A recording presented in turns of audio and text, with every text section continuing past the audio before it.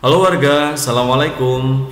Bagi warga yang saat ini mempunyai putra atau putri yang sudah mau lulus dari sekolah TK atau yang sekarang sudah kelas 6 SD dan mau masuk SMP, atau yang sekarang sudah di kelas 9 SMP dan akan mencari sekolah SMA, maka kali ini saya akan sharing tentang konsep pelaksanaan penerimaan peserta didik baru di tahun 2020 ini. Saya ingin menekankan bahwa saya tidak akan menjelaskan jadwal kapan pelaksanaan PPDB di tahun 2020 ini, karena hingga saat ini masih kita ketahui bersama pandemi COVID-19 masih juga belum berakhir. Apa yang ingin saya sharingkan, saya melihat bahwa di warga desa banyak yang belum paham apa itu yang dimaksud dengan sistem zonasi. Kemudian, ada nggak peluang bagi warga miskin desa untuk sekolah tanpa melalui tes? Dan bagaimana juga jika ada warga yang pindah kerja sehingga putra-putrinya ikut pindah di tempat yang baru? Bagaimana dengan sekolah mereka? Atau bagaimana juga jika warga mempunyai putra-putri yang mempunyai prestasi? Simak terus video ini. Namun sebelum kita lanjut, bagi warga yang baru tahu channel ini, silakan klik subscribe dan tekan loncengnya biar warga senantiasa mendapatkan informasi video terbaru dari channel ini. PPDB 2020. Semua bisa sekolah. Tujuan dari PPDB tahun 2020 ini adalah, yang pertama adalah transparan. Transparan yang dimaksud adalah bersifat jelas, terbuka, dan tidak terbatas pada orang tertentu saja. Yang kedua adalah akuntabel. Akuntabel adalah dapat dipertanggungjawabkan sesuai dengan peraturan dan perundang-undangan yang berlaku, serta tidak bertentangan dengan kedua hal tersebut, di mana pertanggungjawabannya menyangkut sumber atau input proses yang dilakukan dan juga hasil atau output yang didapat. Tujuan yang ketiga adalah objektif. Objektif yang dimaksud adalah keadaan yang sebenarnya tanpa dipengaruhi pendapat atau pandangan pribadi. Yang keempat, tujuan dari PPDB tahun 2020 ini adalah berkeadilan. Berkeadilan mempunyai maksud adalah sama berat, tidak berat sebelah, tidak memihak, berpegang pada kebenaran, berlaku sepatutnya, dan tidak sewenang-wenang. Dan terakhir, tujuan PPDB tahun 2020 adalah non-diskriminatif. Non-diskriminatif adalah perlakuan yang adil dan seimbang bagi semua ras, suku bangsa, agama, atau keanggotaan kelas-kelas sosial lainnya. Non-diskriminatif sebagaimana dimaksud dikecualikan bagi sekolah yang secara khusus melayani peserta didik dari kelompok gender atau agama tertentu. Pada PPDB tahun 2020 ini, pembagian kuota dalam sebuah sekolah seperti berikut ini. Yang pertama, jalur zonasi. Jalur zonasi yang dimaksud adalah paling sedikit 50% dari daya tampung sekolah. Yang kedua adalah jalur afirmasi. Jalur afirmasi yang dimaksud paling sedikit 15% dari daya tampung sekolah. Yang ketiga, jalur pemindahan tugas orang tua. Jalur pemindahan tugas orang tua ini disediakan minimal 5% dari daya tampung sekolah. Dan yang keempat adalah jalur prestasi. Jalur prestasi disediakan maksimal 30% dari daya tampung sekolah. Jalur prestasi dibuka apabila masih terdapat sisa kuota dari pelaksanaan 3 jalur lainnya. Apa itu jalur zonasi? Zonasi adalah jalur yang disediakan bagi peserta didik yang telah tinggal dalam satu zona selama minimal 1 tahun. Bukti tinggal dibuktikan dengan kartu keluarga atau surat keterangan dari ketua RT atau RW yang dilegalisir pejabat berwenang. Untuk jalur zonasi, tidak ada proses seleksi menggunakan tes, ujian nasional, ujian sekolah, dan bentuk seleksi yang digunakan di jalur prestasi. Jalur ini juga berlaku bagi siswa penyandang disabilitas. Apa tugas pemerintah daerah? Pertama, menetapkan dan memastikan semua wilayah administrasi sudah terbagi dalam wilayah zonasi. 2. Penetapan dilakukan melalui rapat dengan kelompok kerja kepala sekolah. 3. Memastikan ketersediaan daya tampung di tiap jenjang pendidikan. 4. Apabila ada sekolah yang lokasinya berada di perbatasan, masing-masing Pemda dapat mengambil kesepakatan tertulis.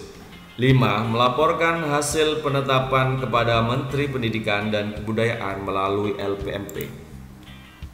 Yang kedua adalah apa itu jalur afirmasi. Afirmasi adalah jalur yang disediakan bagi peserta didik yang berasal dari keluarga ekonomi tidak mampu. Hal tersebut dibuktikan dengan keikutsertaan program penanganan keluarga tidak mampu dari pemerintah. Tugas pemerintah pusat dan daerah adalah melakukan verifikasi data dan fakta di lapangan serta menindaklanjuti hasil verifikasi sesuai perundang-undangan. 3. Apa itu jalur perpindahan tugas orang tua atau wali? Perpindahan tugas orang tua atau wali adalah jalur yang disediakan bagi peserta didik ketika lokasi pekerjaan orang tua atau wali dipindah tugaskan. Hal tersebut dibuktikan dengan surat penugasan dari instansi, lembaga, kantor, atau perusahaan yang mempekerjakan. Apa tugas pemerintah pusat dan daerah? Pemerintah pusat dan daerah wajib melakukan verifikasi data dan fakta di lapangan serta menindaklanjuti hasil verifikasi sesuai perundang-undangan. Yang berikutnya adalah apa yang dimaksud dengan jalur prestasi. Prestasi adalah jalur yang disediakan bagi peserta didik yang memiliki prestasi akademik dan non-akademik. Hal tersebut dibuktikan dengan prestasi yang diterbitkan paling singkat 6 bulan dan paling lambat 3 tahun sejak tanggal pendaftaran PPDB. Untuk jalur prestasi tidak berlaku untuk jalur pendaftaran calon peserta didik baru pada TK dan kelas 1 SD. Jalur prestasi ditentukan berdasarkan 1. Nilai ujian sekolah atau ujian nasional atau perlombaan dan atau penghargaan di bidang akademik ataupun non-akademik pada tingkat internasional, tingkat nasional, tingkat provinsi dan atau tingkat kabupaten kota. Setelah sebelumnya kita menjelaskan sekolah zonasi, pemerintah menetapkan sekolah non-zonasi di mana sekolah non-zonasi ini tidak mengikuti mekanisme zonasi yang sudah kita sebutkan di atas. Sekolah apa sajakah itu? Yang pertama adalah SMK negeri. Jadi bagi Bapak Ibu warga desa yang mau nyolokkan anaknya di SMK negeri maka tidak ikut aturan zonasi.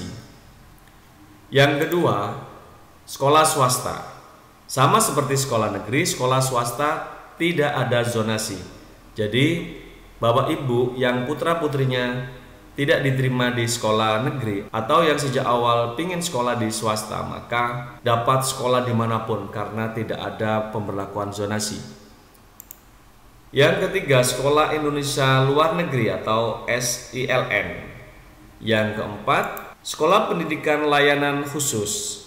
Apa itu sekolah pendidikan layanan khusus? Sekolah pendidikan layanan khusus yang selanjutnya disebut dengan SPLK adalah pendidikan bagi peserta didik di daerah terpencil atau terbelakang, masyarakat adat yang terpencil dan atau mengalami bencana alam, bencana sosial dan tidak mampu dari sisi ekonomi. Selanjutnya, sekolah non-zonasi lainnya adalah sekolah berasrama. Jadi Bapak Ibu yang mendaftarkan putra-putrinya di sekolah berasrama maka tidak ikut aturan zonasi. Selanjutnya adalah sekolah pendidikan khusus. Apa beda dengan sekolah pendidikan layanan khusus?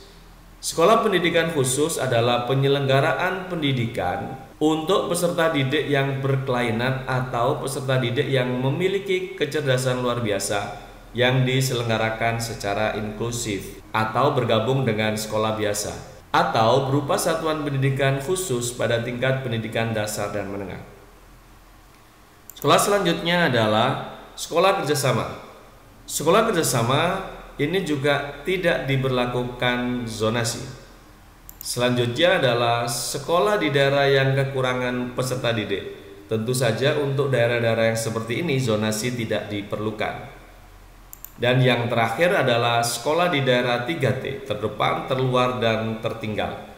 Daerah tertinggal, terdepan, dan terluar adalah wajah depan Indonesia yang harus diperbaiki dan didorong kemajuannya sebagai perwujudan bahwa negara hadir dan melindungi segenap warga. Karenanya sekolah di daerah 3T juga tidak diterapkan sekolah zonasi. Penerapan aturan PBDB yang pertama, misalnya di Kabupaten A menerapkan komposisi sebagai berikut: jalur zonasi 50%, afirmasi 15%, perpindahan orang tua 5%, dan prestasi 30%. Jika ini kita hitung, maka 50 tambah 15, 65, tambah 5, 70, dan prestasi 30 sama dengan 100. Apakah komposisi ini sudah benar? Komposisi sudah dinyatakan sangat baik karena sesuai dengan aturan yang diberlakukan. Kemudian kita coba yang di Kabupaten B. Jalur zonasi diperuntukkan 80%, afirmasi 15%, ketemu 95%, kemudian jalur perpindahan orang tua 5%, dan prestasi 0%. Hal ini karena 80 tambah 15 sama dengan 95%, ditambah 5 sudah sama dengan 100. Kabupaten B tidak menyediakan jalur prestasi karena kuota sudah terpenuhi melalui jalur zonasi, afirmasi, dan perpindahan orang tua. Dan komposisi yang seperti ini juga dinyatakan benar dan tidak bermasalah. Kemudian kita pindah di Kabupaten C. Di Kabupaten C, zonasi 65%, afirmasi 20%, ketemu 85%, ditambah jalur perpindahan orang tua 5% sama dengan 90%, dan jalur prestasi 10%. Dan situasi seperti ini juga dikatakan tidak bermasalah. Sekarang kita ke Kabupaten D. Di Kabupaten D, jalur zonasinya 40%, afirmasi 15% sama dengan 40 ditambah 15 sama dengan 55%, ditambah jalur perpindahan orang tua 5% sama dengan 60%, dan jalur prestasi 40%. Bagaimana komposisi seperti ini? Ini benar atau tidakkah komposisi yang seperti ini? Kabupaten D menyalahi aturan dengan memberikan kuota 40% untuk jalur prestasi karena ini melampaui batas maksimal 30% yang disyaratkan. Selain itu, jalur zonasi 40% ini lebih kecil dari batas minimal yakni 50%.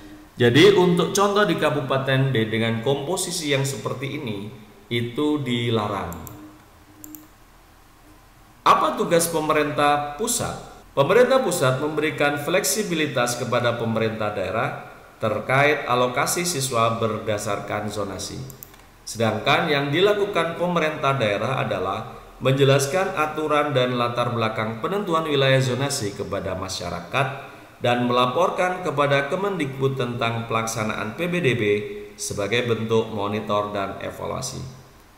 Apa yang harus dilakukan masyarakat? Masyarakat mengawasi proses PBDB tahun 2020 untuk mendorong akuntabilitas dari implementasi Permendikbud nomor 44 tahun 2019.